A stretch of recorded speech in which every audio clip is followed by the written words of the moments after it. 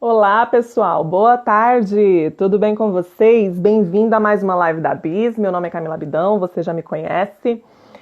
De segunda a sexta, às 13h05, fazendo live da Biz. E a gente está na semana do foco, tá? Essa é a semana do foco para a gente aprender a ter foco para ter performance, tá? Quem quiser ir entrando aí, vai colocando as dúvidas, as perguntas. Se não tiver pergunta, eu vou tocando o barco, tá? Pessoal, primeira coisa, o que é foco? O que é foco? Foco é você concentrar toda a sua energia física, mental e emocional em um único ponto. Quer um exemplo? Funciona mais ou menos assim. Imagina você, às 16 horas, você vai lá, toma sol, você abre seus braços, estira, fica lá tomando um solzinho das 4 até o finalzinho da tarde. Deixa eu te perguntar, você vai ter uma queimadura de terceiro grau por você estar no sol das 16 horas até às 18? Muito provavelmente não, né? Mas tem gente que fala assim, é que você não foi para tal cidade, tal estado e tudo mais. Mas de forma geral você não vai ter problema com isso, você não vai se queimar. Não nesse sol da tarde. Agora pensa você nesse sol. Aí você pega uma lupa, coloca sobre a sua pele, sobre o seu braço aqui a lupa, e aquele sol concentra na lupa e os raios solares pegam na sua pele. Qual a chance de você ter uma queimadura? Muito maior, né? Mas o mesmo sol, a mesma pele, o mesmo horário. O que mudou? Mudou a concentração da energia solar. Mudou a concentração dessa energia em um único ponto. Isso é pouco, tá? E o que acontece? Muitas vezes, gestores, empresários têm um problema, de forma geral as pessoas têm um problema com isso. A gente vive numa cidade de multi-estímulos, né, em que o tempo todo nós temos estímulos de todas as partes, visuais, auditivos e sinestésicos, e de forma geral isso afeta muito a performance e o desempenho das pessoas, porque se você pega uma quantidade de energia, né, você tem ali suas energias, seus recursos disponíveis, e você dispersa essa energia em diversos pontos, o resultado ele é muito menor. É mais ou menos como você ficar no sol no meio da tarde espalhado. Aquela energia espalhada pela sua pele, ela vai ter ali uma mudancinha pequenininha, vai ter uma mudança de coloração, da pigmentação, da melanina vai ser ativada, etc. Agora, se você pega esse mesmo sol e concentra essa energia em um único ponto, você consegue gerar calor. Então não vou falar da pele, vamos pegar um papel, uma folha de papel.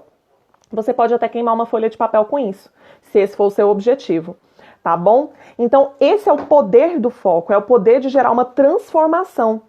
E todos nós, enquanto empresários, enquanto gestores, enquanto CEOs do nosso negócio, a gente precisa ter o foco como uma prioridade na nossa vida. Porque senão a gente não vai gerar os resultados esperados. É como se a gente corresse em cima de uma esteira. A gente se esforça muito, mas não vai pra frente. Tá bom? Steve Jobs já disse que foco é dizer não. Como empresário, você é uma pessoa que tem uma visão de oportunidades muito grande. Você consegue ver oportunidades em muitos lugares. E quem vê oportunidades, muitas das vezes quer aproveitá-las, não é mesmo? Então a ideia é você dizer não, inclusive para excelentes oportunidades. Diga não para excelentes oportunidades. Flávio Augusto, que é o dono da WhatsApp, ele falava o seguinte, a importância de você ter o foco para criar o seu negócio, para fazer crescer o seu negócio, para você manter-se em um só negócio, né? E aí isso numa palestra, aí uma pessoa virou para ele e falou assim, mas você tem outros negócios? Ele falou assim, mas eu tive outros negócios depois que eu transformei o meu negócio com essa estatura toda, com esse tamanho todo, né? E aí eu já fiz comigo, já vejo muitos outros empresários fazendo, enfim, muitas pessoas fazem. Antes de consolidar um negócio, ou um produto, ou um serviço, antes de ter uma consolidação daquilo que está se propondo a fazer, já vai entrando em outros projetos, tá bom? Gente, minha recomendação não é que é impossível, mas você vai diluir o seu foco para vários lugares.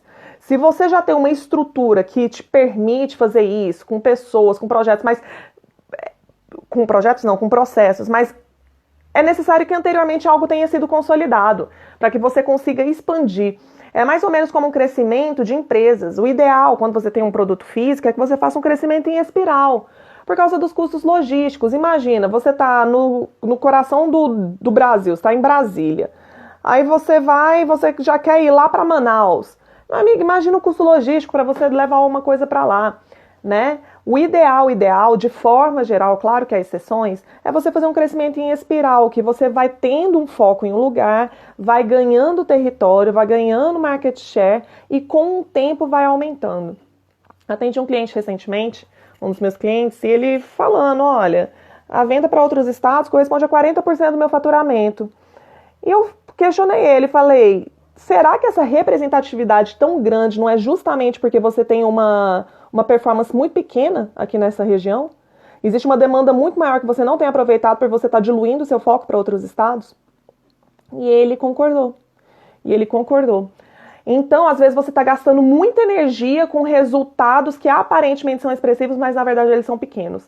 E caso você tivesse focado em um único projeto, em uma única coisa, até a consolidação daquilo, você teria um resultado melhor.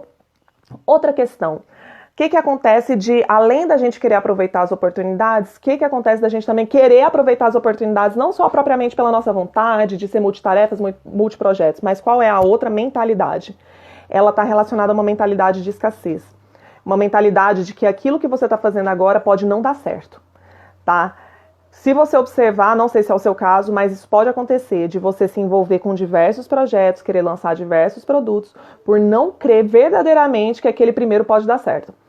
Então, isso é um tipo de mentalidade que, no fim das contas, gera uma autossabotagem.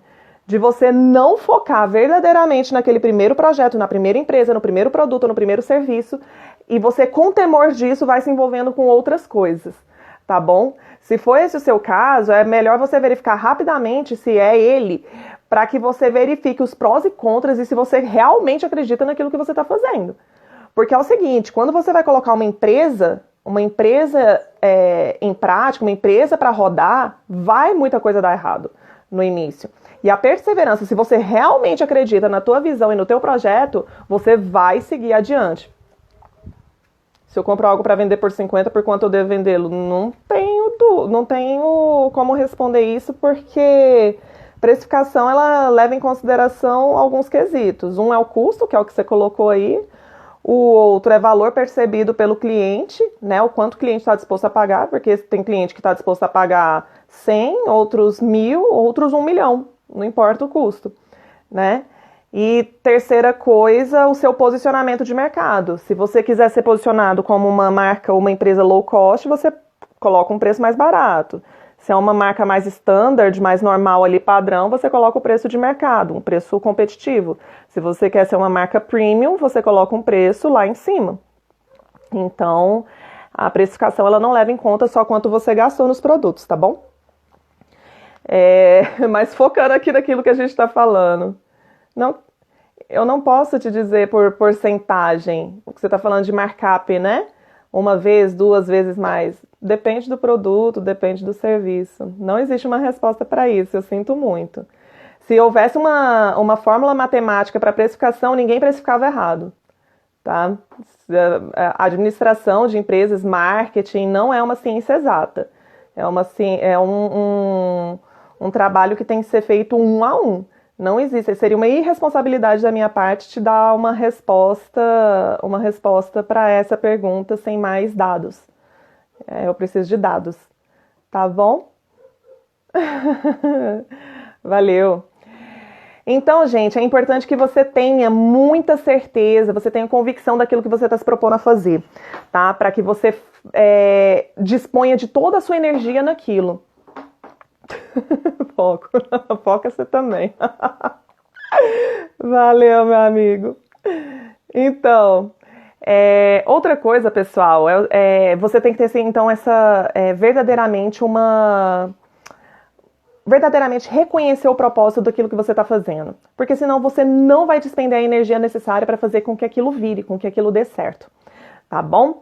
É isso.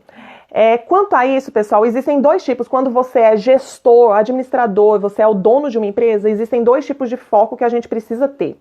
Um deles é compreender exatamente aquilo que você está fazendo, se a sua empresa é aquilo que você quer fazer dar certo, e você se manter fixo naquilo até que aquilo gere uma transformação.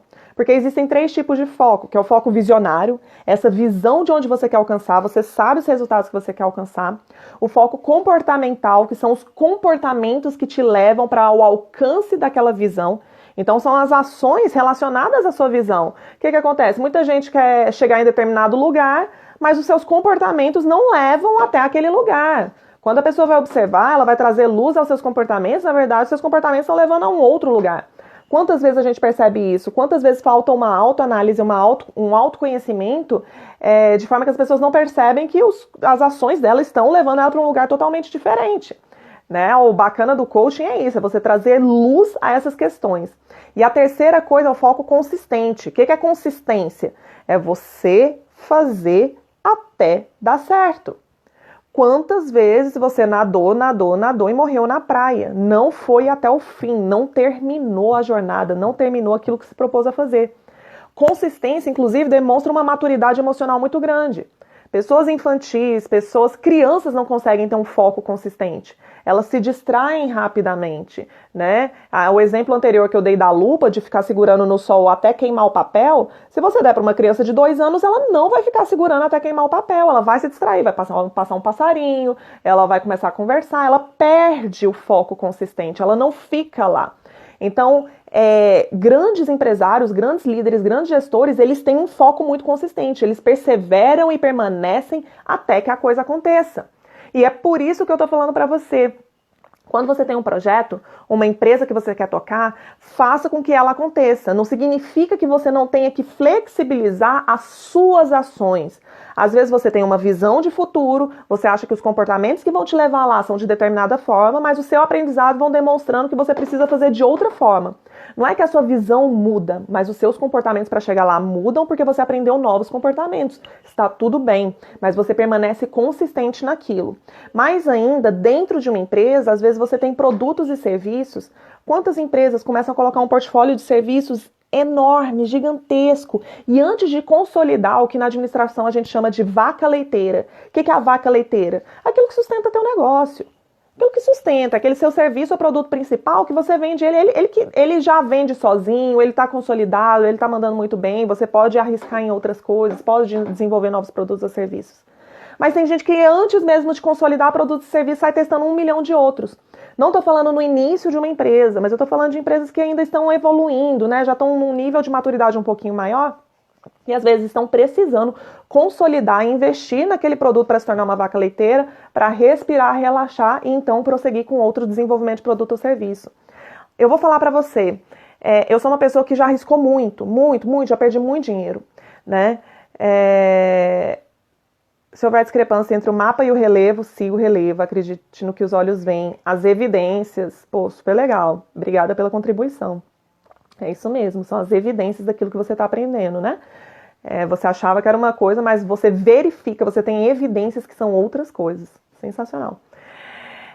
Então é isso, pessoal. É importante que você tenha, de fato, esse entendimento de onde você quer chegar e os seus produtos e serviços para que eles sejam consolidados. Como eu estava falando, eu já arrisquei muito.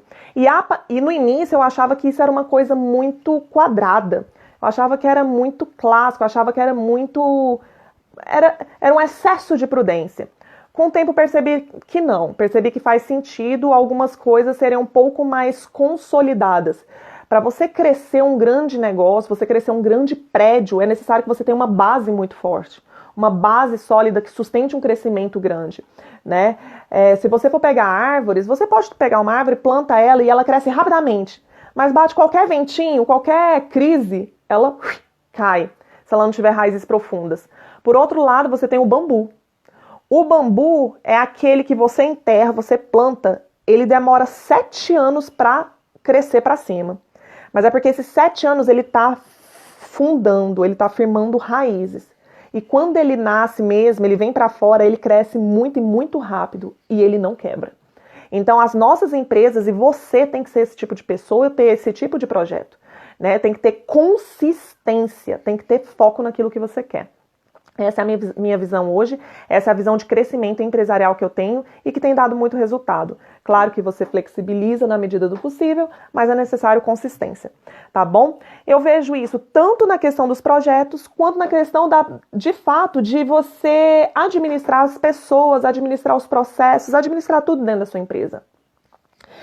O seu foco enquanto gestor, enquanto CEO do seu negócio, enquanto empresário, é fazer aquilo que só você pode fazer e ninguém mais. O que tem acontecido é o gestor querer trazer tudo para si, né? Ele quer ser o Deus da empresa dele, ele quer estar onipresente, ele quer estar presente em todos os processos, com saber de todas as coisas, ele quer ser onisciente, ele quer ser onipotente, aquela pessoa que as coisas só acontecem caso passe pelo crivo dele, caso ele dê o ok dele. Olha, não tem como você ter um crescimento dessa forma. Então é necessário que você foque naquilo que só você pode fazer, tá? E delegue cada vez mais responsabilidades. Camila, eu tenho uma dificuldade gigante de delegar responsabilidade. É porque você não tem confiança nas pessoas. E por que você não tem confiança nas pessoas? Você precisa aprender a recrutar e selecionar excelentes pessoas. Excelentes pessoas em quem você pode confiar.